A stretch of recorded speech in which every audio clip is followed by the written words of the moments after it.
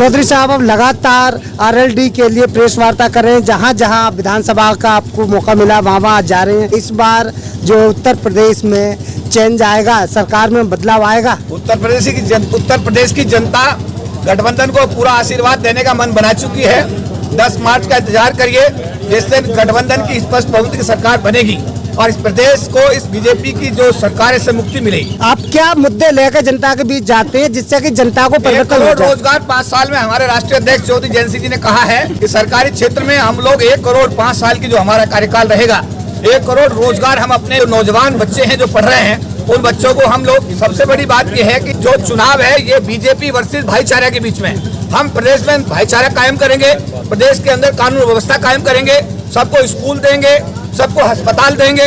और सबसे बड़ी बात यह है, समझे नहीं बात आप, जो बेरोजगारी की समस्या है, हमारी गठबंधन की सरकार जब बनेगी तो पूरे प्रदेश के लोगों को हम 1 करोड़ रोजगार 5 साल के अंदर देने का काम करेंगे। सरकार के आंकड़े लोकसभा में बताते हैं, पिछली सरकार ने 23 करोड़ लोगों को नौकरी दी, रोजगार दिया, और इस सरकार ने 7 साल में 21 करोड़ लोगों को बेरोजगार कर दिया। ये आंकड़े लोकसभा के, मेरे आंकड़े नहीं, ये लोकसभा के आंकड़े।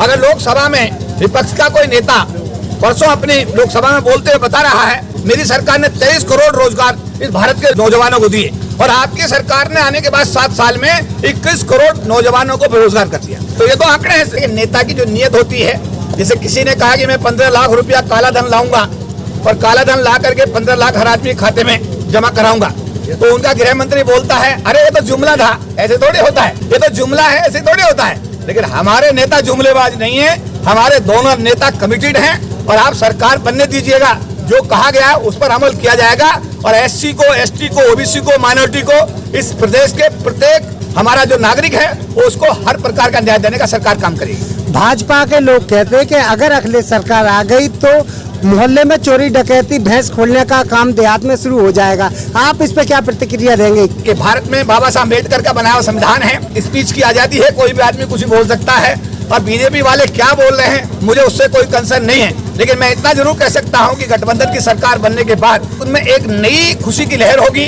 उनके अंदर एक नया विश्वास होगा, और प्रदेश के हर व्यक्ति का उसमें विकास होगा, और प्रदेश के हर व्यक्ति को न्याय मिलेगा। कि प्रदेश की जनता मन बना चुकी है, उसने आशीर्वाद देने का मन बना लिया है, गठबंधन को आशीर्वाद मिल रहा है, और गठबंधन की स्पष्ट बहुमत की सरकार 10 मार्च 2022 को बनने जा रही है। प्रदेश के मुख्यमंत्री बहुत जिम्मेदार होता है, प्रथम नागरिक होता है, सबसे बड़ी पोस्ट पे होता है, भारत की संस्कृति में उसे राजा कहा जाता है, और राजा की जब भाषा बिगड़ जाए तो ऐसा लगता है उसका मानसिक संतुलन निश्चित रूप से कहीं बिगड़ गया है।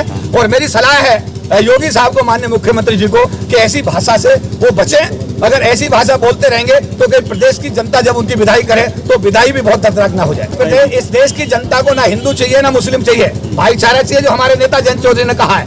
और ये चुनावी भाईचारा बनाम बीजेपी है। दूसरा, ना इन्हें पाकिस्तान हिंदुस्तान चाहिए, ना इन्हें जिन्ना और गन्ना चाहिए। ये हिंदुस्तान के साथ पाकिस्तान को जोड़ देते हैं, ये हिंदू के साथ मुस्लिम को जोड़ देते हैं। जिस तरीके से इस सरकार ने, इस बीजेपी ने ब्रांड नेम मथुरा को बना दिया, अयोध्या को बना दिया, निश्चित रूप से ये भारत के संविधान का उल्लंघन है। भारत एक धर्मनिरपेक्ष राष्ट्र है, लोगों को रहने का, बराबर का, सम्मान से रहने का अधिकार है। और जो ये हिंदू मुस्लिम करने का बात करते हैं, ये भाईचारा खराब करने की बात करते हैं, हिंदुस्तान पाकिस्तान की बात करते हैं, ये बहुत हो गया। आपको लगता नहीं है कि ये चुनाव में धारा 370, राम मंदिर जैसे मुद्दे काम करेंगे? मुझे लगता है कि ये मुद्दे तो बहुत लोगों ने समझ लिए हैं, लेकिन अगर उनको लगता है कि उन्हें फायदा होगा तो वो अपना निश्चित रूप से इनका इस्तेमाल करने में वो कसर बाकी नहीं छोड़ेंगे। लेकिन मैं ये कह सकता हूँ कि उत्तर प्रदेश की जनता इन सब चीजों से ऊब चुकी है कि राजनीतिक पार्टियों के अपने अपने एजेंडा होते हैं, उनके अपने अपने चुनावी घोषणा पत्र होते हैं, अपने हर पार्टी का अपना अपना सोचने का तरीका अलग होता है। लेकिन निश्चित रूप से मैं ये जरूर कहूंगा कि बाबा साहब अम्बेडकर के बनाए हुए संविधान को ना तो कोई बदल सका है और ना कोई बदल पाएगा, और जो बदलने की सोच रखते हैं जनता उन्हें बदल देगी। क्या कहेंगे इस क्षेत्र की जनता जो आपको देख रही है? मैं इस क्षेत्र की जनता से ये कहूंगा, मैं बुलंदशहर का निवासी हूँ, मैं यही बुलंदशहर के वेराफुल गांव में पैदा हुआ था। मैंने यही पब्लिक इंटर कॉलेज से 12वीं और बीएससी आईपी कॉलेज से की थी, फिर मेरठ कॉलेज से मैंने पोस्ट ग्रेजुएशन किया था, और मैं भी राष्ट्रीय लोकदल का अभी राष्ट्रीय सचिव 1 महीने पहले मुझे बनाया गया है। और मुझे तीनों विधानसभाओं का, जो हमारे राष्ट्रीय लोकदल की हमारे 3 कैंडिडेट हैं, बुलंदशहर का, आपका स्याना और साथ साथ शिकारपुर का, ये 3 विधानसभाओं का हमारे राष्ट्रीय लोकदल के अध्यक्ष चौधरी जयंत सिंह ने प्रभारी बनाया था। तो आज मैं पहले शिकारपुर में परसों मीटिंग हुआ, कल मेरे गांव में मीटिंग हुआ, आज ये हमारा ऊंचा गांव में मीटिंग हुआ, अभी शाम को हम लोग बुलंदशहर जाकर के एक छात्रावास जिसमें मैं पढ़ा था वहां पर एक मीटिंग ले रहे हैं। तो हमारी कोशिश ये है कि हमारे जो भी कैंडिडेट हैं, 7 विधानसभाओं में जो हमारे कैंडिडेट हैं जिला बुलंदशहर के अंदर, वो सबको हम विजयश्री दिलाएं और वो विधानसभा में पहुंचा करके हम अपना संकल्प पूरा करें। अगर वो दीदी ना बोलते वेस्ट बंगाल में तो इतना बुरा हाल ना होता, अगर वो लाल टोपी ना बोलते तो उत्तर प्रदेश में शायद इतना बुरा हाल ना होता। प्रधानमंत्री जी को मेरी सलाह है कि वो प्रधानमंत्री है देश के, पूरे देश के, वो राष्ट्रपति के बाद में नंबर 2 पर प्रथम नागरिक के रूप में माने जाते हैं और पूरे देश के प्रधानमंत्री किसी पार्टी के नहीं है। वो तो अपनी भाषा जब बोले चुनाव में भी तो इस बात का ध्यान रखें कि जिन लोगों के लिए बोल रहे हैं वो उनके भी प्रधानमंत्री हैं। अगर वो उनका अपमान करते हैं तो खुद प्रधानमंत्री जी का खुद का अपमान होता है। सबको साथ लेकर चलने की बात हो रही है और जो आदमी अब भी जातिवाद की बात करेगा, संविधान को हटाने की बात करेगा, बाबा साहब के अपमान की बात करेगा, भारतीय राजनीति में वो अपना अंत सुनिश्चित समझ ले। अब ऐसे लोगों को भारतीय राजनीति में कहीं स्थान मिलने वाला नहीं है। ये देश बाबा साहब अम्बेडकर के संविधान से शुरू हुआ था और ये हमेशा बाबा साहब अम्बेडकर के संविधान के साथ ही चलता रहेगा। और जो इस संविधान को बदलने की बात करते हैं, मैं फिर कहूंगा उनको बदल दिया जाएगा, पर संविधान बाबा साहब का इस देश में लागू रहेगा।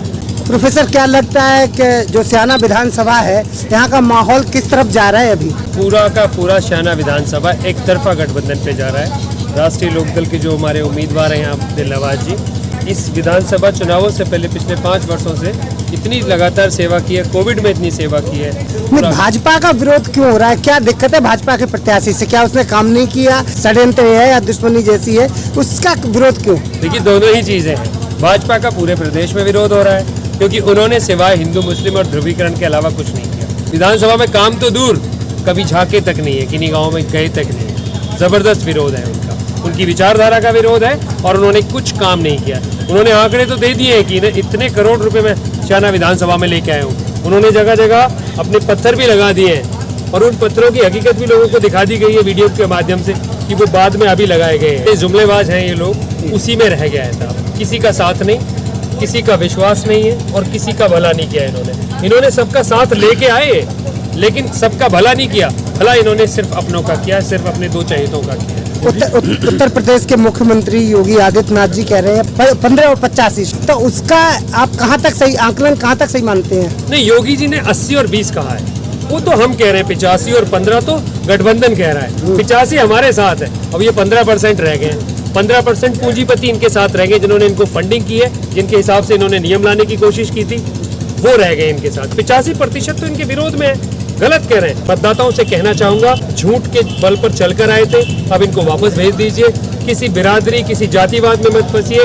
विकास के लिए, गरीब किसानों के लिए, मजदूरों के लिए, आने वाले बेरोजगार युवाओं के लिए अपना मत का प्रयोग करें। गठबंधन सरकार को लाएं। 2 युवा निकले हैं, दोनों युवाओं ने पूरे प्रदेश के युवाओं की धड़कनों को बढ़ाया है, विश्वास को बनाया है। उन दोनों युवाओं को गठबंधन सरकार बनने जा रही है, कोई नहीं रोकने वाला। ये सड़कों का कार्य तो बहुत लंबे समय से चलता चला रहा है, बहुत पुराने समय से इनका नहीं है। आप मुझे एक बात बता दीजिए जो इन्होंने किया है। इन्होंने आके जब ये चुनावों में आए, इन्होंने आते ही तुरंत क्या कहा? कैराना में गए, पलायन की बात की। इन्होंने इसके अलावा क्या बातें की है बताएं? पिछले 5 साल का 75 इनके मैनिफेस्टो में 75 पॉइंट्स थे। आप बता दीजिए 75 में से कितने पूरे किए इन्होंने? तो ये झूठ की सरकार वापस जा रही है साहब। काम करने वाली कमीरों की सरकार आने जा रही है। जो परेशान है, जो रोजगार के लिए परेशान है, जो गरीबी से परेशान है, वो सारे इकट्ठे हैं। 85% तो इकट्ठे हैं। वो 15% आपको आंकड़े दिखा रहे हैं, कोई नहीं बट रहा साहब। आप पूरब से लेकर पश्चिम तक देख लीजिए, सब एक साथ है, कहीं वोट नहीं बट रही है। सबने देख लिया है, झूठ का साम्राज्य ज्यादा दिन तक चलता नहीं है। NCR करंट न्यूज़ को सब्सक्राइब करें और नोटिफिकेशन सबसे पहले पाने के लिए दबाएं बेल आइकॉन।